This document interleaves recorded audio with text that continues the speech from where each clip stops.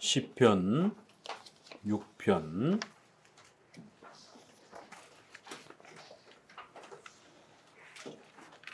3절을 함께 읽어보도록 합니다. 시편 6편 3절입니다. 나의 영혼도 심히 떨리나이다. 여호와여, 어느 때까지니까. 시편 6편은 이제 150편 시편 중에서 참회시라고 하는 성도들이 하나님 앞에 범죄한 부분들에 대하여 깊이 탄식하며 회개하는 참회, 회개시라고 우리가 부를 수 있는 참회시요 회개시라고 하는 첨제 편을 우리가 만나게 됩니다. 시편에는 이제 51편처럼 다윗이 밧셋바를 자신의 부하인 우리아의 아내인 밧셋바 여인을 간음을 이렇게 성폭력을 통해서 부하를 죽이고 그의 아내를 취하는 이런 아주 악행을 범죄한 그 사건이 다윗이라고 하는 이 훌륭한 인물 속에서 벌어지는 것을 보게 됩니다. 그리고는 다윗이 하나님 앞에 탄식하는, 참회하는, 그래야 시편 150편에 있어서 가장 그 유명한 참회시, 회개시는 51편입니다. 그렇지만 이제 그 51편 전에 만날 수 있는 이 회개시는 6편을 통해서 우리가 처음으로 전체 그 성경 본문 전체가 회개의 이런 모습으로 소개되어지는 첫 번째 참회시를 우리는 6편을 통해서 만나게 됩니다. 자, 우리가 지난 5편을 통해서 죄의 그러한 정의, 죄의 그 무서움, 하나님이 죄를 미워하신다라고 하는, 하나님과 죄와 악은 절대로 함께할 수 없다라고 하는, 그래서 죄는 도대체 무엇이길래 하나님이 그렇게 미워하시는가? 죄가 무엇이길래 그토록 하나님이 죄를 징계하시는가? 죄에 대하여 분노하시는가? 그래서 이제 죄에 대한 정의, 또 죄의 종류, 그래서 원죄와 자범죄, 또 그 근원적 죄에 하나님 앞에 정죄받는 그 근원적 죄의 본질은 바로 원죄라고 하는 아담이 타락한 그 첫 범죄, 그로 인하여 우리 모든 후손들이 정죄를 받는 것이에요. 또 그리고 그래서 오리지널 신, 첫 범죄 이렇게 표현하는 겁니다. 줄여서 원죄 이렇게 표현하는 거예요. 그리고는 또 우리가 태어나면서부터 내 자신 개인적으로는 우리는 태어나면서부터 하나님을 싫어하고 교회 다니기 싫어하고 하나님을 믿지 않는 이런 인간의 본질적인 부패성, 이런 면에서 인간의 근원적인 부패 이렇게 표현할 때도 우리가 원죄 이렇게 두 가지 의미로 쓰는 겁니다. 하나는 좀 더 객관적인 아담의 첫 범죄의 그 사실을 이야기하는 거고, 하나는 좀 더 주관적으로 내 자신과 관련해서 하나님을 믿지 않던 우리 인간의 부패성을 가지고 우리가 원죄 이렇게 얘기합니다. 그러다 보니까 이 원죄는 아담의 첫 범죄 때문에 모든 후손이 지옥의 형벌을 받아야 되는, 정죄받는, 그래서 죄값을 정령 죽으리라고 하는 지옥의 형벌적 책임을 갖게 되는 거예요. 그래서 이걸 죄책 이렇게 표현합니다. 하나님 앞에 정죄받고 나니까 어때요? 인간은 신속히 부패하고 더럽고 타락해서 하는 일마다 악을 행하고 시기, 질투, 미움이라고 하는 이런 인간의 전적인 부패성들이 따라붙는 것이. 그래서 원죄에는 하나님 앞에 정죄받고 그 정죄의 책임을 짊어지는, 형벌의 책임을 짊어지는 죄책, 그리고 그 따라오는 부패. 그래서 원죄에는 죄책과 부패라고 하는 것이 이렇게 있다라고 소개를 했습니다. 이렇게 죄의 중요한 정의를 소개를 했고, 6편에 와서는 특별히 불신자의 고백보다는 신자가 하나님 앞에 탄식하고 회개하는 그런 장면으로 소개가 되기 때문에 회개와 관련된 이러한 하나님 앞에 탄식하는 모습들을 소개하면서 죄에 대해서 아파하는 성도들의 이러한 신앙의 삶을 소개합니다. 자, 죄의 정의가 소개가 됐습니다. 그런데 이 원죄, 특별히 원죄 중에서도 그 죄의 본질인 죄책, 영원한 정죄, 그것이 그리스도의 피로 사라졌습니다. 가리워졌습니다.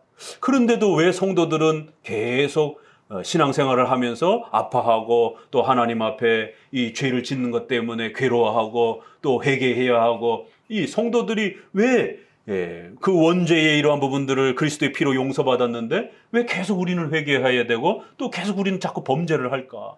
성도들이 범죄하는 것은 어떤 것인가? 성도들의 죄란 무엇인가? 분명히 죄가 그리스도의 피로 없어졌다라고 사함받았다라고 합니다. 그러나 성도들은 또 계속해서 회개해야 돼요. 그럼 이 성도들이 회개해야 되는 건 과연 무엇인가? 이 성도들의 회개를 잘못 다루게 되면 분명히 원죄가 예수님의 피로 용서받았는데 자꾸 원죄가 남아있는 것처럼 성도들에게 이렇게 이 회개를 잘못 목회자가 설교하게 되면 원죄가 아직 안 없어진 것처럼, 원죄가 예수님의 피로도 안 없어지는 것처럼 이런 일이 벌어집니다. 그래서 자꾸 예수님을 믿으라라고 이렇게 요청하게 되는, 멀쩡히 교회 다니고 세례 믿는 신자인데도 그런 식으로 신앙생활 해가지고는 당신 신자 아니야. 이거 어디서 많이 우리가 주변에서 많이 이렇게 듣고 보는 그런 이야기들입니다. 결국 특수한 몇 사람 빼놓고는 여전히 세례받는 신자들조차도 아직도 신자가 아닌 것처럼 너무 성도들에게 지나치게 죄책감을 불어넣어서 마치 구원도 받지 못한 것처럼 이렇게 너무 세게 또 죄를 강조하는 또 그러한 극단적 경건주의파들. 한쪽에는 형식주의, 기복주의, 그래서 교회 다니는 목적이 잘 먹고 잘 살고자 하는 번영주의. 그래서 교회 안에는 죄에 대한 설교가 전혀 없습니다. 죄에 대해서 설교해 주지 않습니다. 원죄에 대해서 설교해 주지 않아요. 성도들의 자범죄, 생활죄에 대해서도 설교해 주지 않아요. 듣기 싫어하니까. 그러니까 온통 긍정의 힘, 뭐 잘 되는 나, 이 한국의 유행처럼 번져나갔던 그러한 메시지들이었고, 지금도 여전히 조엘 오스틴이라든가 뭐 이런 수많은 사람들, 한쪽에는 막 종교 체험하느냐고 난리고, 한쪽에는 잘 되는 나, 긍정의 힘. 세상에 어떻게 믿음을 긍정의 힘이라고 말합니까? 이건 마인드 컨트롤이에요. 심리학에서 말하는. 복음을 긍정의 힘으로 잘 될 수 있다, 잘 될 수 있다. 그래서 예전에 CCM의 복음성의 저희 어린 시절에 할 수 있다, 할 수 있다, 할 수 있다, 할 수 있다. 뭐 이런 긍정적인 힘을 계속 이렇게 불어넣으면서 마인드 컨트롤처럼 이렇게 나는 실패하지 않을 것이다, 나는 성공할 수 있을 것이다. 이건 복음이 아닙니다. 이런 식으로 죄를 설교하지 않는, 형식적이고 외식적으로 교회 다니는 사람들을 향하여 그저 교회만 잘 다니고 있으면 구원받은 것처럼 죄에 대해서 지적하지 않는, 한쪽은 죄를 너무 안 지적해서 문제가 되는 거고, 거기에 대한 반발로 한국교회 성도들은 딱 대부분 가짜인 것처럼 몇몇 사람만, 자기들만 신자고, 그래서 성찬에 성도들 웬만해선 참여하지 못하게 만들고, 아주 극단적인 회개 체험과 눈물 체험과 어떤 극단적인 어떤 강력한 그러한 죄의식을 고백하는 이러한 죄의 아주 강렬함을 체험하지 못하면 마치 회개하지 못한 것처럼 너무 극단적으로 또 죄를 강조하는 이런 양극단의 성도들이 혼동을 겪게 됩니다. 결국 그러면서 성도들은 한쪽에서는 나는 신자가 아닌가? 많은 인터넷에서 이렇게 상담을 해드리고 그러다 보니까 어떤 질문을 많이 해오시냐면, 특별히 신자인 분들이, 목사님, 내가 택자인 걸 어떻게 알죠? 두 번째, 내가 예수님의 피로 용서받았다라는 것을 어떻게 알죠? 나는 여전히 인격적으로 모자라고 또 여전히 약한 모습들도 있고 또 죄를 짓는 많은 모습들이 일상 중에 많은데 나 이러다 지옥 다시 가는 거 아닙니까? 칭의 받은 것을 내가 어떻게 확신합니까? 또 뭐 세 번째까지, 두 번째 포함이 되지만 내가 하나님 앞에 용서받고 하나님의 은혜를 누린다라는 신앙의 확신을 내가 어떻게 해야 유지할 수 있는 겁니까? 이런 확신에 대한 문제, 이게 다 죄와 관련되어 있습니다. 죄책감과 죄의식이 너무 세게 들어오게 되면 성도들이 신앙의 확신을 유지를 못합니다. 이신 칭의의 용서의 구원의 확신을 누리지 못합니다. 세례받고도 여전히 지옥에 갈 것처럼 두려워합니다. 이렇게 죄란 너무 세게 다루게 되면 성도들의 신앙의 확신과 구원의 확신을 다 망가뜨리게 됩니다. 또 죄를 너무 말을 안 하게 되고 침묵하게 되면 형식주의자들과 또 이제 주님께로 와야 되는 이제 그러한 불신자들이 죄의 강렬한 그러한 설교를 듣고 예수님 내가 죄인입니다 라고 회개하면서 돌아와야 되는데 또 그러한 기회를 놓쳐버리게 되는 거예요. 그래서 장로교는 신자들의 회개란 무엇인가? 불신자들의 회개, 불신자들의 이러한 죄는 무엇인가? 그래서 죄의 정의를 시편 5편에서는 불신자를 포함하여 죄의 근원적 정의를 원죄다 이렇게 소개를 했고, 이제 6편에 와서는 그러면 한 번 더 죄를 소개하면서 신자들의 죄란 무엇인가 그러면 시편이 막 소개되어 있는 게 아닙니다. 그리고 이제 7장에 가게 되면 한 번 더 죄에 대한 주제가 소개가 됩니다. 그건 우리 신자들이 제일 어려워하는, 왜 하나님은 아담의 타락을 허용하셨는가? 하나님께서 왜 이 타락과 인간의 부패와 악을 허용하시는가? 그래, 허용적 작정이라고 하는 이 죄에 대한 하나님의 신적 작정과 섭리는 과연 무엇인가? 왜 이 땅에 악은 존재하는가? 왜 신자들에게 이러한 연약함과 악이 계속 우리에게 닥치는가? 이러한 죄와 하나님의 섭리와 작정이라고 하는 아주 놀라운 이 신정론이라고 하는 신적 정의에 대한 문제가 한 번 더 소개가 됩니다. 이건 가장 어려운 부분이에요. 놀랍죠? 죄의 기초적인 정의, 그리고는 신자들이 보편적으로 생활 속에서 범죄하는 이런 일반적인 여러 가지 죄악들, 그러면서도 그 죄 중에 가장 어려운 불신자 신자를 떠나서 왜 이 땅에는 악이 존재하는가? 선하신 하나님이 전능하시다라고 하는데 왜 하나님은 아담에게 타락을 허용하셨는가? 이 세 가지, 어떻게 보면 이거는 죄의 총론입니다. 죄 전체를 한꺼번에 우리가 이해할 수 있는 그런 내용들이 시편 초반부에 죄와 관련해서는 거의 대부분의 핵심적인 내용들이 세 번에 걸쳐서 굵직하게 이렇게 소개가 됩니다. 그리고는 8편에 이제 2편에서 소개되었던 그리스도에게 입맞추라라고 하는 그 그리스도에 대해서 8편, 저 개인적으로는 139편 섭리에 대한 그러한 내용, 그 다음에 또 8편, 저 참 좋아합니다. 개인적으로, 목사님 개인적으로 참 좋아하는, 사람이 무엇이간데 우리를 이렇게 존귀와 영화로 관을 씌우면서 온 만물을 통치하도록 그런 은혜를 주셨습니까? 도대체 인자가 무엇이간데 이렇게 존귀와 영화로 관을 씌우셨나요? 이 CCM 일반 찬송에도, 복음송에서도 이 가사가 너무 좋다 보니까 많이들 불러서 잘 알 겁니다.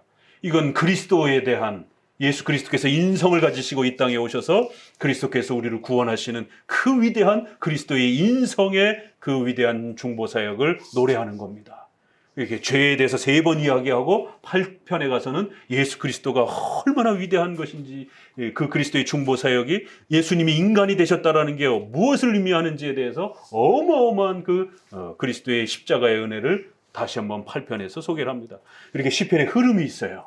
그렇기 때문에 이런 그 흐름을 잘 파악하면서 시편을 읽어가게 되면 아주 감격스러운 또 은혜들을 깨닫게 됩니다.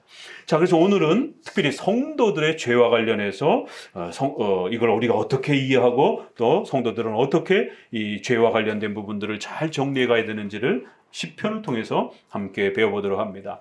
먼저는 우리가 조심해야 될 것은 앞서 말씀드린 것처럼 분명히 죄는 무서운 것이기 때문에 성도들에게 죄의 경각심을 불어넣어줘야 되고, 성도들이 죄를 짓지 못하도록 늘 당부하고 또 경계해야 됩니다. 그러나 그 죄를 너무 세게 몰아붙여서 성도들이 칭의까지, 또 구원의 확신과 신앙의 확신까지 잃어버릴 정도로 그렇게 지나치게 세게 몰아붙이면 안 된다는 것. 또 한쪽에는 죄를 또 너무 말을 안 하고 침묵해도 문제가 된다는 것. 이 양극단을 조심하면서 우리 장로교는 그러면 어떻게 건강하게 성도들에게 죄의 경각심을 불어넣어 주면서도 또 성도들이 용서의 확신, 죄를 강조해 주는 만큼 용서의 확신을 함께 설명해 줘야 됩니다. 그렇지 않으면 죄책감과 좌절감 속에 빠져버립니다. 그래서 장로교가 이 죄의 강조와 그러면서도 용서의 그 기쁨을 어떻게 균형 있게 소개하는가를 우리는 시편을 통해서 배워보도록 합니다. 1절, 2절을 같이 먼저 읽어봅니다. 여호와여 주의 분노로 나를 마옵시며 주의 진노로 나를 징계하지 마옵소서. 여호와여 내가 수치하였사오니 긍휼히 여기소서. 여호와여 나의 뼈가 떨리오니 나를 고치소서. 시편은 이렇게 시작하자마자 주님의 분노로, 주님의 진노로, 이럴 땐 보통 우리가 5편에서 보게 되면 하나님을 믿지 않는, 예수님을 믿지 않는 자들을 향한 하나님의 정죄와 진노가 이렇게 소개가 됩니다. 그런데 오늘 본문에서는 하나님의 분노, 진노, 책망, 이런 표현이 누구를 향해 있느냐 하면 이 시편 저자를 향해 있는 것을 보게 됩니다. 그래서 신자를 향해 있는 것을 보게 돼요. 여호와여, 주님의 그 엄청난 진노로 성도들을, 나를 견책하고 또 나를 징계하지 마옵소서. 주님이 우리 성도들을 징계하시더라도 사랑 속에서, 은혜 속에서 징계해 주옵소서. 마치 불신자들을 저 지옥에 보내는 것 같은 그런 무서운 심판자 되시는 형태로 그렇게 진노하지 마시고, 그렇게 경책하지 마시고, 그렇게 징계하지 말아 주옵소서. 적어도 하나님이 신자를 징계할 때는 아버지로서의 징계로 그렇게 다가와 주옵소서. 벌써 이 표현 안에 우리가 교리적으로 불신자들에게는 하나님이 어떻게 징계하고 경책하고 형벌하고 분노하신다고요? 심판자로서, 지옥의 형벌에 떨어뜨릴 그러한 심판자로서 징계하시고 분노하시는 것이. 그러나 겉으로 봤을 때는 불신자나 신자나 하나님 앞에 야단을 맞고 책망을 받을 때는 오히려 신자가 더 세게 책망을 받기도 합니다. 왜요? 불신자들은 아예 버린 자들이기 때문에 사탄의 통치 아래 그냥 내버려 두십니다. 로마서에 보면 내버려 두신다, 내버려 두신다, 이런 표현이 굉장히 많이 나옵니다. 방치를 해버리는 것이에요. 아예 돌이키려고 기회도 주지도 않는 것입니다. 그러나 신자들은 하나님의 자녀들이요 백성이기 때문에 그 죄악에 빠지지 않도록 훈계하고 책망하고 또 징계하시기 때문에 더 많은 그러한 징계와 책망을 받는 것처럼 보여지기도 하는 것이. 그래서 불신자들은 오히려 편안하게 사는 것 같은데 신자들은 더 많은 삶의 고통과 어려움을 겪으면서 마치 불신자보다 더 고통스러운 상황 속에 놓여지는 것처럼 그렇게 보여질 때가 있습니다. 그러나 성경은 우리에게 뭐라고 교리적으로 소개하느냐 하면 겉으로 봐서는 똑같이 진노를 받는 것처럼 보입니다.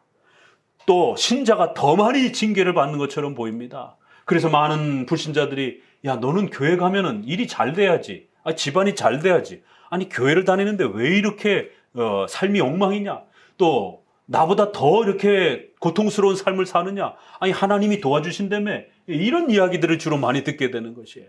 그럴 때 이러한 신자가 하나님 앞에 징계받는 이러한 회개에 대한 개념을 교리적으로 정립을 못 해놓게 되면 그 마음속에 불안함이 찾아옵니다. 정말 내가 구원받지 못해서 그런 것인가? 아니면 내가 또 하나님 앞에 진노와 책망을 받고 또 하나님의 은혜를 다 상실해서 그런 것인가? 불안함이 찾아오면서 신앙의 확신도 잃어버리고 나중에는 자신의 구원의 확신도 잃어버립니다. 저도 20대 시절에 결국 교회가 이 신자의 회개와 죄에 대한 개념을 교리적으로 잡아주지를 못하다 보니까 이 불안함과 두려움이 찾아와서 신앙이 곤두박질치고, 그러면 기도원에 가서 며칠 금식하고 막 이러면서 하나님 신앙을 회복하게 해주옵소서 이러면서 나름대로 신앙을 회복해 옵니다. 그러나 또 일상생활을 하다 보면 기도 생활도 제대로 못하고 또 성경 말씀도 많이 읽지 못하고 막 이러다 보면은 마치 또 내가 완전히 지옥의 백성이 된 것처럼, 그러니까 이 기폭이 너무 심한 거예요. 마치 기도원에 갔다 온 지 얼마 안 돼서는 막 온 세상을 변화시킬처럼 막 선교사 헌신도 하고 막 교회 봉사부터 시작해서 막 모든 거를 다 할 것처럼 이러다가 또 신앙이 이렇게 밑으로 곤두박질 치면은 또 안 믿는 친구들하고 어울리면서 이렇게 막 놀고 또 불신자들하고 놀러 다니다 보면은 뭐 그 음주 가무 뭐 이런 비슷한 부분들이 이렇게 또 일어나기도 하고, 그러다 보니까 불신자 친구들이 야, 너는 은혜가 떨어졌냐? 이제 그런 조롱들을 많이 하는 것이죠. 이렇게 막 은혜가 충만하다 할 때는 친구들이 뭐 술 먹으러 가자, 뭐 어디 놀러 가자, 막 이런데 이렇게 연락이 와도 안 가, 이렇게 하면서 마치 거룩한 것처럼 이러다가 또 은혜가 떨어지게 되면은 그런 친구들하고 또 그런 또 타락한 문화의 이런 부분들을 또 즐기기도 하고 갈팡질팡 하는 거예요. 그 마음속에는 더 양심의 가책이 들게 되고 또 하나님 앞에 죄책감도 들게 되고, 그러다 보면 구원 받았는지 안 받았는지도 헷갈리고 신앙의 확신은 마음속에 또 다 잃어버린 상태고, 그러니까 이러한 성도들의 이 위아래의 이러한 그 폭이 너무 곤두박질치고 또 한 번은 또 자기가 완전하게 된 것처럼 또 그렇게 또 착각을 하기도 하고, 이러한 고통 속에서 신앙이 안정감을 누리지를 못하는 거예요. 그러다가 장로교 신앙을 통해서 소유리 문답을 배우면서 제가 제일 첫 번째로 장로교 신앙이 소유리 문답을 통해서 교리 중심의 이러한 성경 중심의 이러한 신앙이 얼마나 훌륭한지를 제 개인적으로는 이 신앙의 확신 부분에서 그렇게 깨닫게 되었습니다. 일반주의적인 복음주의적인 그때는 방언하고 신비 체험하고 음성 듣고 별 희한한 그런 일들을 하고 다녔죠. 그러나 또 그런 것들이 안 일어날 때는 또 신앙이 곤두박질 치는 것이에요. 그러나 장로교 신앙을 통해서 말씀을 배우고 신앙의 기본 교리들을 배우고 내 개인의 어떤 그러한 뜨거운 체험 때문에 구원이 있다가 없다가 또 신앙의 확신이 있다가 없다가 이런 게 아니라 하나님의 말씀을 잘 깨닫고 그 말씀을 사랑하고 사모하고 또 교회적 질서 안에서 세례받고 정기적으로 공적 예배를 드리고 또 성찬에 합당하게 잘 참여를 하고 이러한 신자로서의 이러한 객관적인 이런 확인들, 주관적인 고백과 객관적인 이런 확인들이 장로교 안에서 잘 이렇게 이루어질 때에 제 안에 신앙의 안정감이 누려지게 되나. 이러한 개인적 신앙 체험을 실제적으로 변화의 차이를 느끼면서 이 장로교의 말씀 중심의 교리 중심의 이러한 신앙이 이렇게 훌륭하구나. 비록 내 안에 뜨거움은 사라져도 그 교리를 이해하고 그 교리를 내가 사랑하는 이신칭의를 사랑하고 또 이러한 교회적 질서와 하나님께 대한 이러한 가르침들을 내가 사랑하는 건 변함이 없거든요. 그리고 또 그러한 질서 속에서 교회 안에서의 예배와 또 세례 질서와 성찬의 이러한 질서들을 특별히 교회 안에서 징계를 받는다든가 목회자로부터 어떤 책망을 받지 않는다라면 그 외적 수단을 통해서 건강한 신자로서 인정을 받고 보호를 받는 것이에요. 어떨 때는 좀 더 은혜의 수단을 기도를 많이 하고 또 이렇게 특별한 공간에 가서 좀 더 신앙에 집중하고 이렇게 신앙생활을 좀 더 개별적인 경건 생활을 좀 더 강하게 하게 되면 마음에 뜨거움이 찾아오는 것이에요. 그러나 또 그런 시간을 집중하지 못하고 일반 생활을 할 때가 있습니다. 그럼 일반적인 삶 속에서 살아가는 것이에요. 그러니까 내 마음의 신앙의 어떤 강렬한 체험의 이 여부를 갖고 따지는 게 아니라 기본적으로 내 마음 안에도 그 죄에 대한 고백과 하나님을 사랑하는 마음이 중요합니다. 그러나 그것만 갖고 우리는 따지지 않는다라는 거예요. 그거 외에 교회적 이러한 질서와 교회적 은혜의 외적 수단이라고 하는 이러한 부분들을 또 우리가 크게 특별히 책망받지 않는 이상, 성찬에 금지당하지 않는 이상 하나님 앞에 합당한 신자로서 그렇게 교회로부터 인정을 받고 살아가는 것이. 그러니까 그 교리적 가르침과 이해는 내 마음속에 늘 있는 겁니다. 뜨거움은 있다가도 조금 사라지기도 하고 그 뜨거움은 여러분들이 기도원이라든가 이렇게 가서 좀 더 집중적으로 많이 성경 보고 많이 기도하면 그때는 좀 더 가슴이 뜨거워질 수 있는 거예요. 그건 누구나 다. 그러나 매번 그렇게 살 수는 없잖아요. 회사도 다녀야 되고 가정생활도 해야 되고 그렇기 때문에 일상으로 돌아와서는 또 보편적으로 살아가는 것이. 그러나 교리에 대한 올바른 가르침과 이해가 있으면 마음의 평온을 찾는 것입니다. 그래서 장로교 신앙은 바로 그런 교리를 잘 깨우쳐주고 가르쳐주고 매번 그 교리를 계속해서 확립시켜주는 겁니다. 그러면 교리를 바르게 깨닫고 이해하고 그 교리 안에서 장로교적인 은혜의 수단 아래에서 외적 질서 안에서 신앙생활을 잘 하게 되면 여러분의 마음속에 또 하나님을 사랑하고 사모하는 마음들이 잘 또 유지가 되는 거예요. 이러한 장로교적인 이러한 질서들이 차이가 있구나라는 것을 깨닫기 시작하고 이해하기 시작한 것입니다. 자, 그래서 다시 한번 1절에 하나님의 진노와 책망이 불신자나 신자나 겉으로 봐서는 별 차이가 없습니다. 오히려 더 세게 책망받는 것처럼 보여집니다. 그럴 때 이제 신자들이 받아들이는 느낌의 차이가 다르다라는 거예요. 그럴 때에 이러한 개인의 체험으로만 이 신앙의 은혜의 이런 유무를 확인하는 사람들은 자기 마음의 뜨거움으로만 그걸 확인하는 거예요. 그러면 건강한 신자라도 병이 들고 아프고 또 사업과 가정생활에 어떤 갑작스럽게 어려움이 찾아오게 되면은요, 그 마음의 뜨거움도 줄어듭니다. 그거는 당연한 거예요. 몸이 아프고 힘들고 어떤 큰 질병을 겪게 되면 몸과 영혼은 하나로 되어 있기 때문에 육체가 아프게 되면 마음도 힘들어진단 말이에요.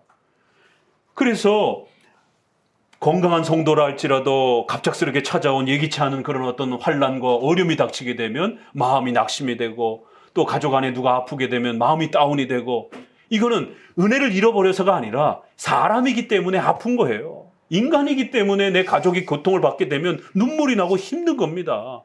그렇다고 해서 여러분이 신앙을 잃어버린 게 아닙니다.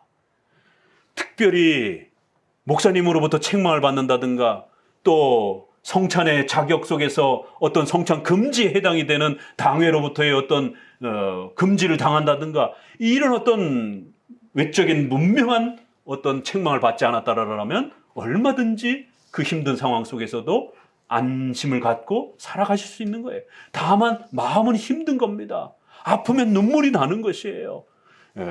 그래서 외적으로 봤을 때는 똑같이 불신자처럼 힘들고 불신자보다도 더 힘든 상황이 닥칠 수도 있습니다. 그럼에도 불구하고 우리 신론과 또 인간론에서 교리를 어떻게 소개하느냐면, 불신자들에게는 하나님이 진노와 분노와 책망을 심판자로서 지옥에다가 버릴 그러한 분노로 책망하시는 것이. 그러나 성도들에게는 웨스민스터 신앙고백에 있는 것처럼 부성애, 그래서 저희가 여러 번역을 이렇게 아버지로서의 마음, 좀 쉽게 번역할까, 좀 한문으로 부성애, 아버지의 마음이라는 거예요. 부모의 마음이라는 거예요. 부모가 자녀를 책망할 때의 그러한 마음으로의 징계와 분노이지, 지옥에 보낼 그런 심판자로서의 분노가 아니라는 겁니다. 겉으로는 똑같이 힘들고 어려워요. 의식주와 관련해서 엄청난 고통을 겪습니다. 그럼에도 불구하고 합법적으로 정상적으로 신앙 고백을 하고 세례받은 그러한 성도들이 그런 고난과 고통을 받게 된다면 하나님 아버지로서의, 부모로서의 책망과 진노라는 것이에요. 그래서 이 1절 2절에서의 이 고백은 심판자로서, 우리를 지옥에 멸할 자로서 그렇게 우리를 진노하지 마옵소서, 우리를 그렇게 징계하지 마옵소서. 하나님 우리를 징계하시더라도 아버지의 마음으로, 아버지처럼, 부모처럼 그렇게 우리를 진노하시고 징계하옵소서. 분명히 여기 신자가 어떤 잘못을 범했습니다. 그 잘못 때문에 뒤에 보게 되면 내 뼈가 떨리옵나이다 라고 할 때 고통이 너무 심해서 뼈가 떨린다라는 표현도 하지만, 또 이 흐름이 이렇게 보게 되면 어떤 질병에 걸려 있는 것 같은 그런 느낌도 들고요. 명확하게 설명을 안 하다 보니까 질병의 고통 속에서 뼈가 떨리고 밤잠을 자지 못하고 눈물을 흘리게 되고, 그러니까 그 눈물이 몸이 고통스러우다 보니까 질병 때문에 밤잠을 못 자는 고통이기도 하고, 또 죄 때문에, 죄책감 때문에 하나님 앞에 힘들어서 눈물을 흘리는 그런 또 근심이기도 하고, 이 복합적으로 어우러져 있는 것을 보게 됩니다. 그래서 1절, 2절은 이렇게 그 방향을 어떻게 잡느냐에 따라 이 구절을 칭의가 취소되는 것처럼, 그러니까 똑바로 안 살면, 회개하지 아니하면 하나님이 다시 지옥에 보낼 수도 있어, 지옥에 떨어질 수도 있어, 이런 식으로 최근에 세간자막파라든가 이러한 이상한 바울주의자들이 등장을 해가지고 이렇게 칭의가 취소되는 것처럼, 또 극단적 경건주의자들은 아주 강렬한 회개를 본인 스스로 느낄 정도로 엄청난 눈물과 또 금식과 또 강렬한 회개 체험을 하지 못하면 마치 하나님 앞에 징계받아서 다시 지옥에 떨어질 것처럼, 이렇게 칭의 취소론으로 이 징계와 이 분노를 그렇게 설교하게 되면 큰일 납니다. 이건 불신자에게 해당이 되는 것이고, 적어도 신자에게는 아버지로서의 책망, 부모로서의 징계 개념으로 다가오는 겁니다. 벌써 징계라 할지라도 징계의 성질이 다르다라는 것이에요. 자, 그러면서 이제 또 하나 우리가 교리적으로 정리해야 되는 것은, 그러면 왜 이 성도가, 시편의 저자가 이렇게 죄에 대해서 아파하는 것인가? 도대체 무슨 죄를 범했길래? 여기에는 자세히 나와 있질 않아요. 시편 51편은 밧세바를, 자신의 사랑하는 부하의 아내를 그렇게 성폭행을 했다라는 것에 대한 그 표제 설명이 있습니다. 그렇기 때문에 이게 그 다윗의 간음 사건이라는 것으로 우리가 보여지는데, 이 6편은 도대체 무슨 잘못을 했는지 아무런 설명이 없어요.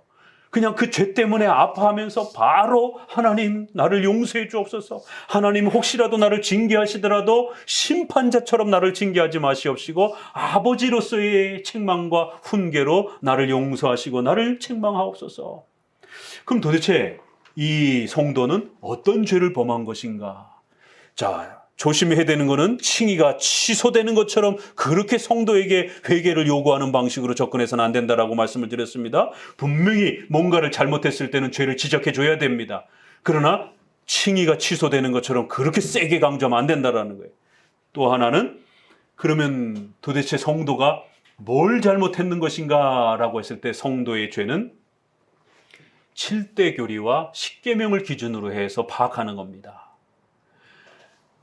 이 죄를 지적할 때도 목회자가 자기 마음대로 막 죄를 지적하면 안 됩니다. 성도가 7대 교리를 위배한다든가 10계명의 기독교의 명백한 윤리를 어겼을 때에 그걸 죄로 책망하는 것입니다. 오늘날 목회자 눈에 보기에 목회자의 정치적 신념에 따라 또 목회자의 어떤 은사 체험의 어떤 기준에 따라 방언을 못하는, 관상기도를 못하는, 이런 은사체험을 못하는 사람을 막 죄인 취급하고, 또 정치적인 어떤 특정한 신념에 다른 어떤 행동을 하는 사람들을 정치적인 그러한 판단을 죄처럼 막 몰아치고, 또 특별히 그렇게 문제가 심각하지 않은 그런 부분, 중립적인 부분들이 있습니다. 기독교 신앙에는 이렇게 해도 되고 저렇게 해도 되는 양심의 중립 속에서 우리가 김치찌개를 먹을지 된장찌개를 먹을지 이런 개인적인 양심의 중립 선택들이 있어요. 이건 아주 사소한 것이지만 의식주 전체와 관련해서 또 교회 생활과 관련해서 중립적인 일들이 있습니다. 술, 담배 문제가 중립적인 문제예요. 그러나 우리 교회법으로 금지되어 있습니다.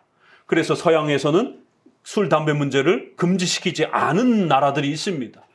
그러나 우리나라는 교회법으로 금지되어 있기 때문에 하면 안 됩니다. 교회법으로 그거를 해제시키기 전까지는 이렇게 교회 안에 중요한 성도들의 신앙생활의 어떤 기준점에 있어서 중립적인 것도 있어요.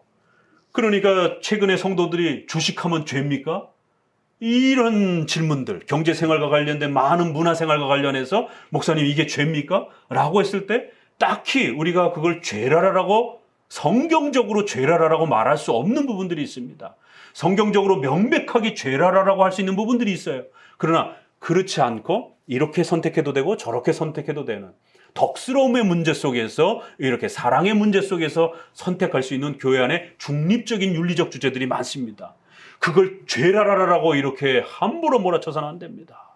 그래서 어떤 특정한 교단에서는 사도행전 15장의 말씀을 잘못 해석해서 목매어 죽인 것과 피채 먹는 이런 부분들을 순댓국, 이런 또 선짓국, 뭐 이런 피가 들어간 음식으로 이렇게 해석을 해가지고 피 들어간 음식을 먹는 게 마치 죄인 것처럼 이렇게 중립적인 부분들을 또 지나치게 성도들한테 죄의식을 불어넣어서는 안 되는 것입니다. 이렇게 적어도 성도들한테 죄라라고 명백하게 말하기 위해서는 7대 교리와 10계명에 입각한 분명한 그 객관적 사실을 가지고 성도들의 죄를 지적해야 되는 겁니다. 자, 그럴 때에 바로 이제 성도들과 관련하여 이 죄를 지적할 때는 원죄를 공격해서는 안 되는 것이에요. 성도들의 어떤 부분을 책망해 줘야 되는 거죠? 자범죄, 생활죄. 원죄는 예수 그리스도의 피로 용서가 된 겁니다.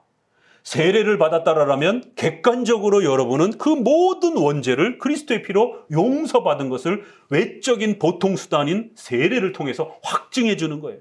세례 받고 나서도 목사님 저 아직도 예수님을 안 믿는 것 같아요. 저 아직도 원죄가 해결 안 된 것 같아요. 이러면 심각해지는 것이에요. 그래서 그것이 확증되어지기까지는 개인적으로 신앙 고백이 정직하게 되어지기까지는 세례를 미뤄야 되는 겁니다. 적어도 개인적으로 예수 그리스도를 고백하고 자기의 죄를 올바르게 교리적으로 고백하는 그 마음의 신실함으로 그 교리를 깨닫고 정직하게 고백하는 단계까지 기다려야 되는 거예요.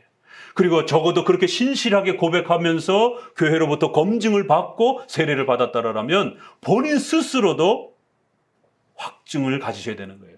목사님 저 아닌 것 같아요. 그건 교만입니다. 거꾸로 또. 왜요? 당회가 목사님이 그 성도의 신앙을 본인의 고백만 가지고 확인하는 건 아닙니다. 세례를 줄 때는 그 본인의 고백도 중요하지만 또 그동안 1년여 동안 목회자가 지켜보면서 정말 이 사람이 신자로서의 그러한 올바른 교리를 이해했는지 또 그렇게 정기적으로 예배 참석하면서 신자로서 살고 있는지 이걸 당회가 충분히 확인하는 거예요. 그렇기 때문에 목사님 제가 지난번에 받은 거 가짜인 것 같아 이러면 자기 마음의 문제도 문제지만 당회의 공신력 있는 공적인 행위까지 우습게 여기는 꼴이 돼버리는 거예요. 당회가 결정한 거를 잘못 결정했다라고 그렇게 비난하는 꼴이 될 수도 있다라는 거예요. 당회가 결정할 때는 나름대로 확신이 섰기 때문에 그 신자에게 세례를 주는 겁니다. 본인 스스로도 신앙 고백도 있어야 되지만 당회가 볼 때에 이 사람은 우리의 기준에 신앙 고백의 기준에 합당하다라고 당회가 공적으로 확증을 하는 것입니다. 그렇기 때문에 신앙생활을 하다가 힘들고 어려울 때면 마음에 또 어려움이 찾아올 수 있어요. 그래도 장로교는 이런 외적인 세례의 질서를 통해서 본인의 개인의 마음이 흔들릴지라도 외적인 공적인 또 세례를 통하여 내가 신자라라고 하는 확신을 그렇게 가질 수 있도록 도와주는 겁니다. 그래서 장로교는 세례를 그토록 강조하는 거예요. 그런데 최근에 이런 세례를 무시하고 성령 세례라는 등 은사 체험이라든가 이런 방언 체험이라든가 이런 걸 강조하면서 개인의 주관적인 그러한 신앙의 체험으로 강조를 자꾸 하게 되면 결국 외적인 공적인 보호 수단이 사라지면서 개인의 그러한 체험만 기준으로 가지고 살다 보면 약해질 때 심각한 타락과 또 전락이 일어나는 것이에요. 곤두발치 치는 것이에요. 왜요? 자기 마음의 중심으로 신앙의 확신을 여태까지 유지하고 있었기 때문에. 그래서 이처럼 교회가 성도들에게 죄를 지적해주고 또 신자로서 확증을 해주고 이런 과정은 첫 번째 원죄에 대한 부분들을 공적으로 용서받았다라고 세례를 통해서 확증해 주는 겁니다. 그러면 목회자는 성도들의 죄를 지적할 때 원죄를 여전히 가지고 있는 것처럼 그렇게 공격하면 안 되는 거예요. 목회자 설교 자체가, 목회자의 자체가. 그래서 이러한 교리적 개념이 명확하게 서 있지 않는 목회자의 설교를 듣다 보면 내가 신자인지 아닌지가 막 헷갈리는 거예요. 이런 교리적 개념이 건강하고 바르게 세워져 있지 않는 목회자의 설교를 듣다 보면, 권면을 듣다 보면 멀쩡한 신자도 신자가 아닌 것처럼 두려움을 느끼게 되는 겁니다. 그래서 훌륭한 목회자의 올바른 교리 개념을 가지고 있는 설교자의 설교가 이렇게 중요한 겁니다. 원죄를 공격하면 안 되는 겁니다. 아무리 성도가 연약하고 죄를 지었다 할지라도 자기 손으로 자신의 당회의 권한으로 세례를 준 사람을 갖다가 너 신자가 아닌 것 같아. 그러면 누구를 공격하는 거냐면 그 세례를 준 목회자 자신을 책망하는 겁니다. 자기가 세례를 줘놓고 그 사람 신자가 아닌 것 같다라고 얘기를 해버리게 되면 신자의 잘못도 중요하지만 세례를 준 목회자의 잘못은 더 큰 겁니다. 그렇기 때문에 적어도 합법적으로 세례를 받은 성도들에게 원죄를 비난하듯이 원죄를 공격하듯이 원죄가 아직 남아있는 것처럼 이렇게 공격해서 이신칭의가 취소된 것처럼 자기가 성도도 여전히 불신자인 것처럼 이런 자괴감까지 끌어내리면 큰일 납니다. 소위 말해서 비유가 좀 그렇지만 빈대잡자라고 초가상간 태우는 것처럼 성도들의 이런 잘못, 자그마한 잘못 바로잡으려고 하다가 성도들을 지옥의 신자처럼 지옥의 그런 백성인 것처럼 그렇게 전락하게 만드는 그러한 성도들의 극심한 고통을 결국 주게 된다는 것입니다. 교회 역사에 이런 일들이 아주 비일비재했습니다. 그래서 그 신앙의 그러한 그 확신을 유도하기 위해서 돈을 사용하는 면죄부라고 하는 게 면벌부, 면죄부라고 하는 중세시대에 결국 성도들의 그 양심의 두려움과 고통스러움을 그렇게 돈으로 해결하려고 하는 또 결국 종교개혁 이후에는 경건주의, 극단적인 신앙체험, 금식, 회개의 아주 강렬한 어떤 체험들 이런 눈물들 그래서 눈물 많이 흘리면 마치 칭의가 된 것처럼 용서가 된 것처럼 그러면은 눈물을 선천적으로 잘 안 흘리는 사람들, 감성적으로 이렇게 그 감성이 풍성하지 않은 사람들, 이런 사람들은 눈물 잘 많이 안 흘립니다. 또 모태 신앙에서 자란 이러한 교인의 자녀들, 이런 아이들은 어떤 아주 강렬한 어떤 그 죄를 짓던 예수님을 믿지 않던 이런 생활에서 아주 극반전하면서 교회로 들어오는 이런 체험이 없단 말이에요. 그러다 보니까 막 펑펑 눈물을 흘리고 막 이런 어떤 신앙 경험이 별로 없어요. 그냥 늘 차분하게 그냥 신앙생활에 오면서 자잘한 그런 어떤 죄에 대한 부분들에 대해서 아파하고 이 정도지, 신자의 자녀들은, 유아 세례 받은 아이들은 그런 어떤 임팩트하고 아주 센 눈물바다가 되고 막 이런 게 없단 말이에요. 그런데 교회 안에서 자꾸만 그렇게 눈물바다를 요구하고 불 다 꺼놓고 회개를 억지로 막 끌고 가고 막 음악을 동원해서 막 회개를 하도록 막, 이 예전에 부흥 집회가 그런 겁니다, 이게. 그러니까 최근에 제가 어린이 세례 비판했던 것처럼 어린아이들까지 앉혀놓고 억지로 눈물을 막 자아내게 만드는, 왜요? 뭔가 외적으로 강렬한 회개의 표시가 좀 보여지면 회개한 것처럼 본인도 느껴지게 되고, 또 당회도 볼 때 우리 신자들이 회개 많이 한 것 같구나 이렇게 느껴집니다. 그러나 뒤로 가서는 실제 생활들, 가정에 돌아가서는 더 많이 죄를 짓고 가족들끼리 더 많이 싸우고, 그런데 교회 와서는 목사님 앞에서는 눈물 많이 흘리고, 이 서로 속는 것이에요. 그렇게 하면 안 되는 겁니다. 눈물 많이 흘렸다고, 금식 많이 했다고 해가지고 회개가 된 게 아닙니다. 그러니까 성도들이 회개를 해놓고도 양심의 평화를 누리지 못하고, 또 회개해야 될 사람들이 회개도 하지도 않고, 이런 회개와 관련된 총체적 혼란이 벌어지는 게 교회 역사 속에 늘 있어 왔던 거예요. 그래서 저도 모태신앙 비슷한 신앙생활을 해오면서 그 혼란을 겪다가 이 장로교 신앙 안에 들어와서 죄론을 배우고, 또 그 죄론 안에서 구원과 관련해서 신앙과 회개를 배우고, 또 신앙과 회개는 내가 하는 것이지만 교회적 질서 안에서 세례와 성만찬을 통하여 나의 회개를 교회의 질서를 통하여 첫 불신앙에서 돌아오는 그 칭의와 관련해서는 세례를 통해서 확증을 받고, 또 성화와 생활 속에서 범죄하는 이러한 부분들의 용서는 또 성만찬을 통해서 정기적으로 성만찬을 참여할 때마다 내가 또 하나님 앞에 용서받고 하나님의 이 성찬에 참여하는 또 백성이 되었다라고 하는 안심감을 누리면서 또 그렇게 신앙의 용서의 확신을 갖고 살아가는 거예요. 그래서 안정감을 누리게 되는 겁니다. 중세시대에 돈으로 이거를 악용하고, 또 한쪽으로는 경건주의적인 그런 체험으로 악용을 하고, 또 중세시대에 어떤 시도들이 있었느냐면 공적 사제 회개가 등장을 하는 겁니다. 그래서 고해성사가 일어나는 거예요. 성도들이 확신을 못하니까 아무리 회개를 해도 마음에 내가 이게 용서받은 건지, 내가 이거 회개를 다 제대로 한 건지 어떻게 합니까?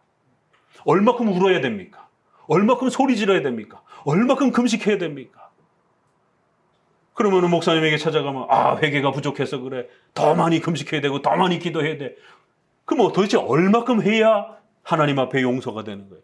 그렇게 되면 결국 금욕주의적 고행주의가 됩니다.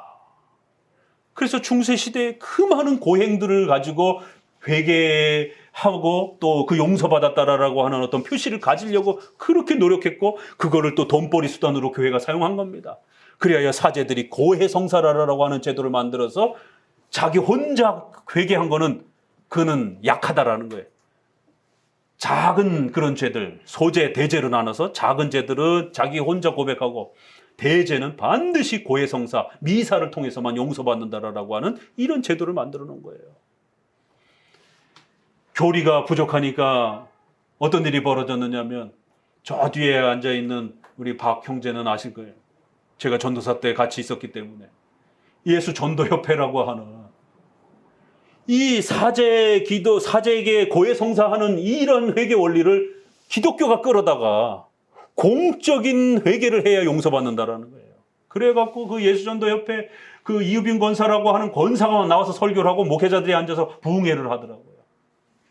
전도사 때 그 교회 목사님이 거기를 끌고 가니까 같이 가서 집회를 참석할 수밖에 없어서 보고는 그 어린 나이에도 그걸 보고 너무 놀랬던 거예요. 권사가 설교하는데 목사님들이 은혜를 받는 거예요. 그리고 이제부터 회개해야 됩니다. 회개는 개인적으로 회개하면 용서받지 못합니다. 반드시 공적으로 나와 회개를 해야 더 세게 잘 용서가 된다는 거예요. 그 도대체 뭘 어떻게 회개를 하나 그랬더니 집사님들이 앞에 나와가지고는 회개를 하는 거예요.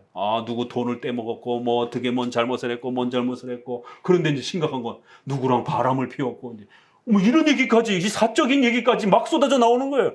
그러니까 이제 저도 어느 집사님이 바람을 누구랑 피웠는가 처음에는 눈을 감고 듣다가 눈을 살며시 떠고 도대체 누구야 이렇게 보게 되는 이 개인적인 프라이버시가 다 망가지는 이런 심각한 일들이 벌어지더라고요. 그럼 나중에 그분이 건강하게 신앙생활 할 수 있을 것 같아요? 수근수근 소문이 벌기 시작하게 되고 안 되는 거예요. 이게. 그러니까 이런 공적인 사제적 그런 회개 기도를 기독교가 사용하는 거예요. 그래갖고 이것을 또 기독교 안에서 교회들이 변형을 해가지고 또 써먹는 이런 많은 이게 회개와 용서를 어떻게 해야 되는지를 모르다 보니까 결국 이러한 사제를 통한 이러한 기도들 또 그걸 변형한 이러한 공적인 이러한 지나친 이러한 회개 그래서 뭔가를 회개를 외적으로 이렇게 확인받고 싶어 하는 그러나 보통의 외적 수단은 하나님이 은혜의 수단으로 만들어주신 말씀, 성례, 기도밖에 없는 거예요. 그래서 말씀을 통하여 10계명과 7대 교리 안에서 자기 죄가 지적이 되어지게 되면 개인적으로 고백하고 또 그리고는 기도와 말씀을 통해서 깨닫고 또 성례를 통해서는 세례를 통해서는 칭의와 관련된 부분 그 다음에 성찬을 통해서는 또 우리 일상생활과 관련된 또 이러한 부분들을 그렇게 외적으로 확인받는 겁니다. 그래서 개인적으로 회개하고 하나님 앞에 잘못을 고백하면 그것으로 충분한 것이에요. 다만 어떤 심각하고 아주 무거운 이러한 조치가 필요한 부분들은 그건 목사님이 지켜보고 불러다가 개인적으로 권면할 수도 있고 또 당회가 공적으로 권징을 하고 훈계하고 그래도 안 되면 또 수찬정지를 시키는 겁니다. 그러니까 이러한 징계의 훈계를 받지 않았다라면 얼마든지 개인적으로 회개하는 것으로 끝나는 것입니다. 이렇게 원죄를 성도들에게 공격하면 안 되고 자범죄를 책망해 주는 겁니다. 그래야 성도들은 원죄에 대해서는 용서받았다라고 하는 세례를 통해서 확신감을 갖는 거고 자범죄에 대한 부분들을 깨달으면서 그 자범죄에 대해서 여러분이 행동으로 범죄한 생활과 관련된 십계명의 윤리와 관련된 그러한 죄들을 깨닫고 하나님 앞에 고백하면 되는 것이에요. 그러면 자신의 칭의의 근본적인 건 건드리지 않아도 우리의 연약함 때문에 범죄하는 이러한 죄악들에 대해서는 또 그걸 구별해서 죄를 고백할 수 있다는 겁니다. 자, 전적인 부패와 관련해서도 마찬가지예요. 원죄에는 두 가지가 있다라고 그랬죠? 죄 정의가 이렇게 중요한 겁니다. 이런 교리적인 죄 정의를 내려주지 않으니까 내가 뭘 회개를 해야 되고 내가 어디까지 회개를 해야 되고 또 그 회개의 용서를 무엇으로 확신받는지를 모르게 되는 거예요. 자, 원죄와 자범죄에서는 자범죄와 관련해서 성도를 책망하는 겁니다. 또 원죄에는 두 가지 요소가 있습니다. 죄책, 정죄의 이러한 그 하나님의 정죄로 우리가 지옥의 형벌의 값을 받아야 되는 죄의 책임. 그러다 보니까 바로 또 부패함과 오염과 더러움이 인간에게 따라 붙는 것이에요. 그래서 원죄는 죄책과 부패라고 하는 두 가지가 있다라고 끊임없이 가르칩니다. 그러면 원죄의 본질은 뭐예요? 이 죄책, 하나님의 정죄를 말하는 거예요. 우리가 죄인이라 벌 받아야 된다라고 하나님이 진노를 선언하시는 것이에요. 그러면 그 정죄를 그리스도의 피로 우리가 의롭게 되었다, 더 이상 죄인이 아니다라고 하나님이 선언해 주시는 거예요. 그래서 우리가 이걸 법정적 정죄, 법정적 칭의라고 부르는 겁니다. 외적으로 변화가 나타나는 게 아니에요. 하나님이 너는 죄인이다라고 하면 갑자기 막 팔이 뚝 떨어지고 이런 게 아니에요. 하나님 앞에 우리가 죄인으로 인정받는 거예요. 간주되는 거예요. 법적으로 그렇게 선언되는 거예요. 그러니 그 이후에 이제 인간의 시기, 질투, 미움이라고 하는 이런 더러운 부패함들이 인간에게 따라붙는 것이에요. 그래서 용서를 받을 때도 의로움이 먼저인 겁니다. 그 우리의 더럽고 추악한 정죄받은 그 죄악에 대한 죄인의 선언이 그리스도의 피로 선언받는 거예요. 용서받는 거예요. 그렇게 간주되는 거예요. 죄인이 아닌 의인으로 인정해 주는 거예요. 그러나 부패는 우리 인간의 연약함이 아직 부활체를 받지 못했기 때문에 전적인 이 부패에서 인간의 오염과 부패의 남은 요소들이 남아있단 말이에요. 그래서 성도들은 이 부패에 대한 부분들을 죽을 때까지 거룩함으로 고쳐가야 되는 거예요. 원죄에 있어서 이 죄책, 정죄는 하나님이 없앴어요. 중단했어요. 예수님의 피로 더 이상 우리를 죄인으로 보지 않겠다라는 거예요. 의인으로서 여겨준 것이에요. 선언해 주신 것이에요. 그러나 그거는 법정적 칭의이기 때문에 실제적으로 우리의 말, 행동, 인격이 바뀐 게 아니에요. 이 부패함들은 여전히 남아있는 겁니다. 그러니까 또 생활 속에서 자범죄들이 일어나는 거예요. 부패와 더러움에 인간의 본성이 남아있는 것이고 그것 때문에 자범죄들이 벌어지는 겁니다. 그래서 성도들의 죄를 책망할 때는 이 부패함과 외적인 생활죄들을 지적하는 것이지 죄책과 원죄를 함부로 건드리는 게 아닙니다. 목회자가. 이렇게 성도들의 범죄란 무엇인지에 대해서 성화와 관련된 것이지 칭의와 관련된 게 아니에요. 이렇게 죄를 구별해서 책망해주고 지적해줘야 되는 겁니다. 그럴 때 이제 오늘 본문으로 들어가게 되면 성도가 하나님 진노로 분노로 나를 책하지 마옵소서, 이것은 바로 아버지로서의 징계와 책망을 말하는 거고, 또 나의 뼈가 떨리오니 나를 고치소서, 내 영혼이 심히 떨립니다. 어느 때까지입니까? 하나님 돌아와 주옵소서. 그래서 성도들이 하나님 앞에 징계받을 때는 이렇게 불신자보다도 더 고통받는 것처럼 오랜 시간 동안 하나님이 금방 돌이키지 않습니다. 그래서 죄가 무서운 것이에요. 그래서 우리 성도들은 함부로 범죄하면 안 되는 겁니다. 왜요? 이 범죄는 하나님께서 그 은혜를 중단시킨다는 거예요. 비록 칭의는 취소되지 않지만 성화의 은혜에 있어서 성령 충만함의 은혜가 일시적으로 중단될 수 있다는 거예요. 그리하여 불신자보다 더 많은 고통을 겪으면서 더 많은 아픔을, 더 많은 눈물을 흘리면서 삶의 고통들을 겪는 그런 시간들을 겪게 됩니다. 그래서 우리가 회개할 때까지, 또 회개하고 나서도 그 죄에 대한 책망의 그러한 그 값들을, 그거는 칭의의 값이 아니에요. 그러한 죄를 용서받기 위한 조건의 값이 아니라 하나님 앞에서 두 번 다시 죄를 짓지 못하도록, 하나님 앞에서 또 다시 범죄하지 못하도록 아주 엄격한 훈계의 그러한 우리 생애의 본으로 삼기 위하여 하나님께서는 때로 그 성화의 그 값으로서, 훈련 차원에서의 그러한 값으로서 고통을 더 오래도 머물러 두는 것이에요. 그래서 회개할 때까지 고통을 머물러 두게 합니다. 또 회개했을지라도 때로는 그 죄의 앞으로 범죄를 막기 위해서 하나님께서 신앙의 성화적 훈계 차원에서 그러한 죄의 그러한 또 여러 가지 열매들을 우리가 혹독하게 맛보도록 그렇게 하십니다. 그 예를 우리가 어디서 볼 수가 있죠? 다윗이 밧세바를 범한 바로 그 결과로 아이가 잉태가 되어 임신이 되었고, 그런데 그 아이가 태어나서 심각한 질병을 겪게 되었고 시름시름 앓으면서 죽어갑니다. 그래서 다윗이 하나님 앞에 간절히 기도합니다. 하나님 살려주십시오. 분명히 용서는 받았어요. 그런데 결국 그 아이는 죽습니다.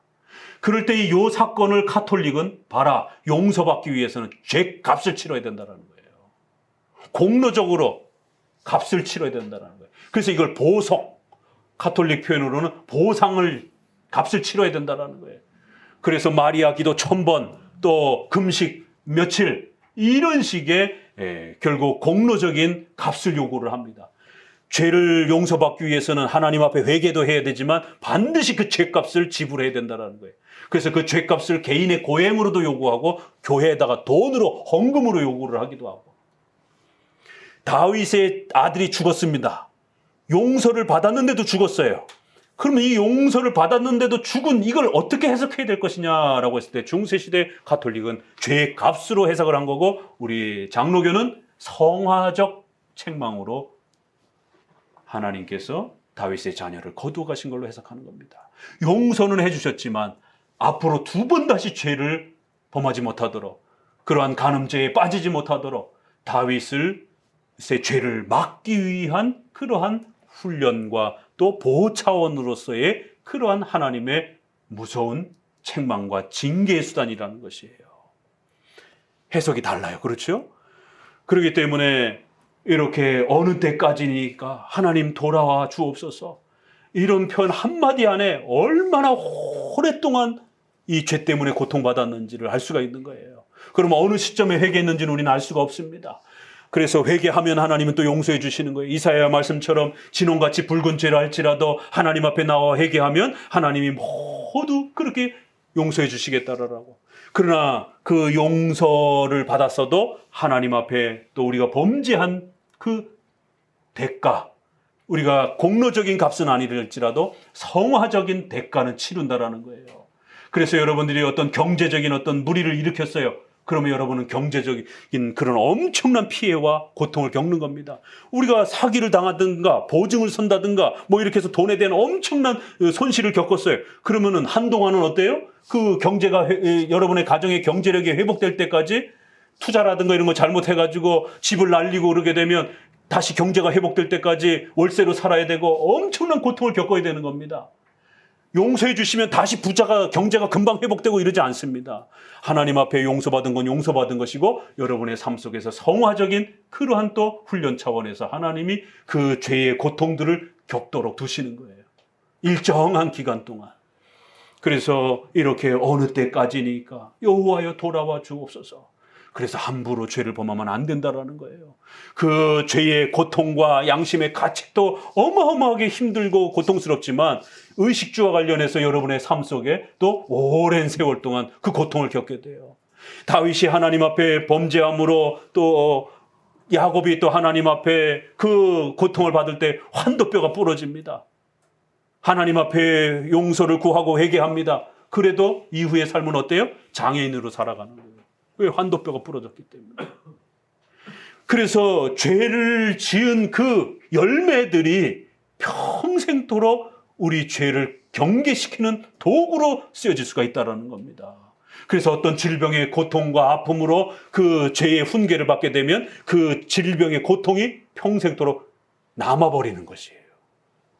그래서 하나님 앞에 범죄하는 것을 두려워하셔야 되는 겁니다. 비록 우리가 칭의가 취소가 되고 또 그 죄를 용서받기 위한 어떤 공로적인 조건의 값으로 그렇게 우리가 고통받는 건 아닐지라도 성화적 훈계 차원으로 두 번 다시 죄를 범하지 못하는 그런 아주 엄격한 그러한 책망의 도구로서 하나님이 성화적 도구로 그러한 죄의 열매들을 오랜 세월 동안 겪으며 눈물 흘리면서 그 아픔들을 또 우리가 겪으며 참아내도록 그렇게 하나님은 두시기도 한다라는 거예요. 그래서 죄를 범한 이 고통스러움의 마음의 고통 또 그 열매의 고통 앞에 어느 때까지입니까? 제발 하나님 돌아오셔서 이 문제를 해결해 주옵소서라고 고백하는 거예요. 사망 중에는 주를 기억함이 없습니다. 음부에서 주께 감사할 자가 누구이겠습니까? 탄식함으로 곰핍하여 밤마다 눈물로 내 침상을 띄우며 이제 여기에서 이 고백이 나오는 거예요. 하나님 앞에 범죄했을 때 우리 마음의 양심의 고통이 너무너무 커서 밤마다 눈물로 침상을 띠고 요를 적실 정도로 그렇게 회개하고 눈물 흘리며 울 수밖에 없는 그 고통스러움, 하나님과의 친밀한 교제를 잃어버리고 하나님의 은혜의 충만함이 중단되어지고 그 하나님의 은혜의 풍성함들이 내 마음에 더 이상 다가오지 않을 때 두렵고 떨림으로 그 고통 속에서 성도들이 말씀을 들어도 마음이 뜨겁지 않고 예배를 드려도 마음이 뜨겁지 않고 또 성찬에 참여해도 마음이 돌같이 차갑고 이런 고통을 겪게 되는 것이에요. 그래서 밤마다 눈물로 하나님 앞에 고통스럽게 그 양심의 고통스러운 시간을 겪어가야 하는 이런 아픔들이 죄를 범하게 되면 찾아온다라는 거예요. 내 눈에 근심을 인하여 쇠하며 내 모든 대적을 인하여 어두웠나이다. 또 그러면 이제 그 다음에 어떤 일이 벌어진다고요? 성도가 죄를 범하게 되면 그 죄를 틈타서 사탄이 옳거니 걸려들었다라고 하면서 우는 사자처럼 그렇게 집어삼키려고 베드로서에 보니 성도들을 공격하려고 한다라는 말씀과 같이 성도가 죄를 수용하기 시작하게 되면 그걸 기회로 이용해서 성도들을 이제 집어삼키려는 그런 외적인 악인들을 동원해서 더 심각한 고통으로 성도들을 몰아갑니다. 죄란 폭발력이 있습니다. 죄란 전염성이 있습니다. 그렇기 때문에 가벼운 그러한 징계와 책망과 훈계가 있을 때 속히 돌아서셔야 되는 거예요. 그때 돌이키지 않게 되면 더 엄중한 책망이 따라붙는 거예요. 교회의 공적인 당회의 책망과 훈계와 수찬 정지까지 주어졌는데도 돌이키지 않게 되면 더 엄중한 그런 하나님의 징계가 따라붙게 되는 것이에요. 그리고는 사탄은 그걸 이용을 해서 성도들의 의식주 삶을 욥기서의 또 이런 부분들처럼 사탄은 또 신자를 공격하려고 하는 또 그러한 기회를 노려보는 겁니다. 그래서 어떤 죄가 이제 발생이 되게 되면 그걸 이용해서 주변의 사람들을 이용을 해서 더 많은 그러한 폭발력 있는 또 전염력이 있는 그러한 형태로 성도들의 그 죄를 사용하게 돼요. 본인도 고통받고 이웃도 고통받고 가족도 고통을 받게 되는, 성도들의 삶 속에 가족 안에 아버지가 또 엄마가 누가 신앙의 잘못을 하게 되면 그 경제적 고통을 받게 되면 아이들도 고통을 받는 거예요. 또 누가 질병의 어떤 아픔과 고통을 받게 되면 그 가족들 전체가 또 고통을 받게 되는 겁니다. 이렇게 죄란 전염성이 있고 또 폭발성이 있기 때문에 정말 두려워하셔야 되는 거예요. 대적들이 달려붙고 행악하는 너희는 다 나를 떠나라. 행악하는 자들이 달게 붙어서 성도들의 삶을 더 엉망으로 만든다라는 거예요. 9절 10절 같이 마지막으로 읽어봅니다. 여호와께서 내 간구를 들으셨으며 여호와께서 내 기도를 받으시리로다. 내 모든 원수가 부끄러움을 당하고 심히 떨며 호련히 부끄러워 물러가리로다. 이렇게 하나님 앞에 죄를 범하는 건 무섭고 두려운 것입니다. 그럼에도 불구하고 첫 시간에 말씀드린 것처럼 용서의 이런 희망을 잃을 정도로 또 너무 그렇게 세게 또 하나님의 진노와 회개 부분을 그렇게 또 세게 강조하면 또 안 됩니다. 균형을 찾아야 돼요. 그래서 반드시 죄에 대한 책망을 성도들은 자범죄와 부패와 관련해서 십계명과 이런 기준에 입각하여 책망하되, 성도가 하나님 앞에 진정으로 회개하고 또 교회적 질서 아래에서 또 이렇게 공적인 회개의 절차를 잘 거쳐내면 그 다음엔 하나님께서 그 성도의 기도에, 간구에, 기도에 응답하시고 기도를 받으시고 또 하나님께서 그를 은혜 속에서 또 3절에 표현되어 있는 것처럼 4절에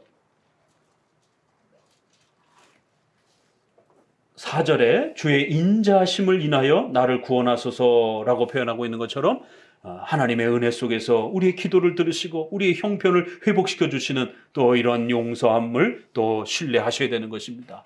그래야 외적인 적들이 그렇게 성도들을 집어삼키려고 엄청난 그런 고통을 가하지만 하나님께서 용서하시면 그 모든 것들이 하나님의 섭리의 때가 훈련받아야 할 그 기간이 맞춰지게 되면 신속히, 그래서 10절에도 호련히 우리가 예기치 못한 때에 또 그 모든 부분들이 신속히 해결이 되는 겁니다. 이처럼 마지막 구절에는 하나님 앞에서 성도들이 용서받는 것은 얼마나 또 귀하고 감사하고 또 하나님의 은혜 속에서 일어나는지를 또 이렇게 약속합니다. 그리하여 회개하지 않는 것이 문제지 회개를 하게 되면 하나님께서 용서해 주시고 또 그의 인자심과 자비로움 속에서 부모로서 책망하신 것이기 때문에 얼마든지 용서해 주시는 것이에요. 그리고 그 용서는 개인의 주관적 기쁨으로도 회복하시는 것이고 또 교회적 공적인 그러한 권면을 통해서 또 목회자가 권면하던 어떤 그런 내용들이었다라면 목회자가 이 정도면은 충분합니다라고 이렇게 권면을 하고, 또 당회적 권면을 받았다라면 당회적 질서 안에서 이 정도면은 이젠 괜찮습니다. 또 수찬 정지를 받았다라면 또 수찬 정지에서 풀어지면 이렇게 교회의 공적인 질서를 통해서 용서받으셨음을 확신을 갖고 또 그렇게 살아가는 것이, 그렇게 해서 은혜의 수단으로서 다시 또 우리는 기쁨을 누리는 것입니다. 이렇게 용서의 회복에 있어서도 눈물을 어느 때까지 흘려야 되고 도대체 금식을 어느 때까지 하면서 회개를 해야 되느냐가 문제가 아니라 개인의 신실함을 통해서 십계명의 그 죄를 명백하게 알고 이해하고 깨닫고 두리뭉실하게 회개하는 게 아닌 것이죠. 십계명을 정확하게 알아야 내가 이게 잘못된 것이구나를 정확하게 인지하고 그래야 하여 그 잘못을 바르게 고백할 수가 있는 거예요. 그렇기 때문에 십계명 이런 교리 교육이 이렇게 중요하다라는 겁니다. 무엇을 잘못했는지를 모르니까 얼마큼 회개를 해야 하고 뭘 회개를 했는지 감이 안 잡히는 거예요. 그러나 십계명을 정확하게 가르쳐 주게 되면 자기가 뭘 잘못했는지를 정확하게 인지하게 되고 그 잘못을 자기가 분명하게 고백했다라는 걸 본인 스스로도 아는 거예요. 그리고 그 피해의 결과의 유무를 당회는 판단하고 개인적인 것이면 개인적으로 권면하고 공적인 것이면 좀 더 공적으로 훈계해 주는 것이고, 그러면 그것으로부터 용서를 받았으면 교회적 질서 안에서 또 본인이 용서받았다라고 하는 그 확신을 갖는 겁니다.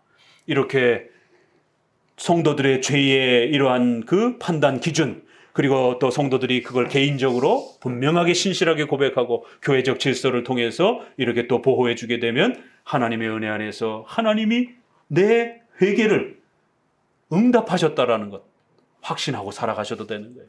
마지막 고백은 도대체 무엇으로 이 저자가 용서받은 것을 내 간구를 들으셨으며 내 기도를 받으시리라 이렇게 표현되어 있는데 이 표현 안에 이게 다 들어가 있는 겁니다. 앞부분에서는 진노로 분노로 나를 징계하지 마옵소서라고 했는데 뒷부분에는 갑자기 내가 용서받았다라고 하는 내 기도가 내 회개의 기도가 용서받았다라고 하는 감격스러움으로 이렇게 마칩니다. 그럼 뭘로다가 이렇게 용서의 확신을 이 저자가 가진 것인가? 이것은 지나치게 개인적인 체험으로도 아니요 또 지나치게 그런 어떤 고해성사라든가 이런 걸로 통해서도 아니요 바로 이것은 십계명 앞에 분명히 내가 그걸 잘못했다라는 것을 십계명을 통해서 인지하고 고백하셔야 되고 또 그리고는 교회적 질서를 통해서 이렇게 보호받으면 하나님 앞에 용서받은 것으로 얼마든지 감격하며 살아가도 된다는 거예요. 다만 눈물이 흘려지는 것은 개인의 차이에 따라 감성적으로 좀 더 예민한 사람들은 눈물을 더 많이 흘릴 수도 있고 감성적으로 조금 예민하지 않은 분들은 또 눈물을 덜 흘릴 수도 있는 것입니다. 그런 걸 가지고 기준으로 삼는 것이 아닌 것이에요. 이렇게 하나님 앞에 자범죄와 부패에 대한 십계명에 입각하여 내가 무엇을 범죄했는지를 정확하게 아셔야 되는 것이고 그리고 그거를 잘못됐다라는 것을 분명하게 개인적으로 하나님 앞에 고백하시면 되는 겁니다. 그리고 나서는 목회자와 교회의 질서 아래에서 그렇게 또 회개와 용서의 도움을 받으면 그리고 정상적으로 또 성찬에 참여하시게 되면 얼마든지 하나님 앞에 그 용서받은 것에 대한 기쁨을 가지고 살아가시면 되는 것이에요. 뭔가 무슨 신비 체험을 경험한다든가 뭔가 어떤 증서를 손에 들고 있어야 된다든가 이런 걸 가지고 용서의 회복을 기쁨을 누리는 게 절대로 아닌 것입니다. 그래서 우리 장로교적인 이러한 또 회복의 용서의 또 이러한 질서가 이렇게 감격스러운 거예요. 그래서 개인적인 분명한 십계명 앞에서 내가 죄를 깨닫고 회개한 분명한 신실한 고백이 있는지 또 두 번째는 교회적 질서를 통해서 책망받은 것이 있는지 없다라면 그 성만찬 질서 아래서 함께 초대받았을 때 성만찬에 참여하면서 그 그리스도의 피로 우리가 이렇게 화목되었다라고 하는 감격스러움을 확신을 갖고 살으시면 되는 것입니다. 그 이상을 넘어가게 되면 하나님이 용서해 줬다라고 하는데도 아유 하나님 아니에요. 난 아직 용서가 안 된 것 같아요. 이런 일이 벌어지게 되는 거예요. 하나님이 용서해 줬다니까요. 아 하나님이 아직 덜 된 것 같아요. 내 마음이 아직 덜 뜨거워요. 이런 식이 돼버리는 거예요. 또 한쪽으로는 너 회개해야 돼. 그거 십계명이 분명히 잘못된 거예요. 나는 그거 잘못 아닌 것 같은데요. 이 십계명을 모르니까 이런 일이 벌어지는 거예요. 그건 분명히 잘못된 것이라고 하는데도 난 잘못 안 한 것 같아요. 라고 또 이렇게 자꾸 거부하는 일들이 벌어집니다. 그래서 십계명을 정확하게 인지를 하는 겁니다. 그게 헷갈리게 되면 목회자에게 다시 한번 권면을 요청하면서 제가 이런 일들이 있었는데 이게 제가 죄가 됩니까? 라고 여쭤봐야 되는 거예요. 그러면 목회자는 그 십계명 아래에서 그 정도는 크게 특별하게 문제가 되지 않습니다. 왜요? 성도는 아직 이 중립적인 것인지 아니면 교회법적인 것인지 아니면 또 십계명에서 이렇게 명백한 것인지 배워가는 과정 중에 있기 때문에 자기가 한 행동이 이게 죄가 되는 건지 안 되는 건지조차도 헷갈릴 때가 있단 말이에요. 그래서 명백하게 자기 스스로도 확인되어지면 회개하면 되는 것이고 확인되어지지 않고 헷갈리면 목회자에게 도움을 요청해서 목사님 이게 죄가 되는 겁니까? 목사님 쭉 살펴봤는데 이건 죄가 되지 않습니다. 이건 중립적인 것으로 얼마든지 당신 스스로 그렇게 선택해도 괜찮습니다. 그러면 더 이상 죄의식 안 느껴도 괜찮은 것이에요. 이렇게 장로교는 해결해 가는 것입니다. 그래서 자범죄, 생활의 부패성에 대한 부분 그것은 반드시 십계명을 기준으로 해서 그리고는 또 주관적인 신실한 고백과 교회적 또 이러한 성찬의 이러한 질서를 죄를 억제시켜주는 이러한 성찬의 또 이러한 정기적인 또 참여를 통해서 우리는 하나님 앞에 용서의 기쁨을 누리며 살아가는 것입니다. 오늘 시편 6편을 통해서 특별히 성도들이 범죄하는 이러한 범죄의 성격이 무엇인지 또 하나님이 그 죄를 성도들이 범죄하는 그 죄에 대해서 또 어떻게 고쳐가시고 또 어떻게 또 치료해가시고 회복시켜 가시는지 이러한 성도들의 죄에 대한 부분들을 다시 한번 마음에 잘 간직하시기를 주의 말씀 권면을 드립니다. 기도합니다.